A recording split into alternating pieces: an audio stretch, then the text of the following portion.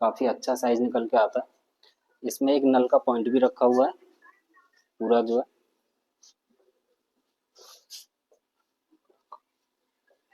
और आपका जो है ये बेसिकली बेडरूम से भी अटैच हो जाता है और कॉमन भी हमने रखा हुआ है यहाँ पे जो है।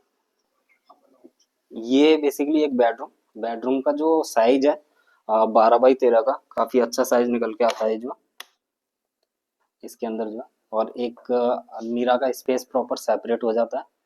अलमीरा का जो साइज है वो भी काफी अच्छा है 3 पल्ले के साथ में। ये आपका जो है कंप्लीट बेडरूम रहता है।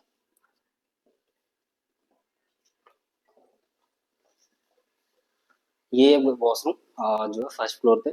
इसका जो साइज है नीचे के अकॉर्डिंग थोड़ा छोटा है, बट इसका जो यूज है शावर का स्पेस एंड पॉट का स्पेस इसके अंदर दिया हुआ है। वॉश बेसिन इसका बाहर आ गया है पूरा कंप्लीट जो है। ये वॉश बेसिन का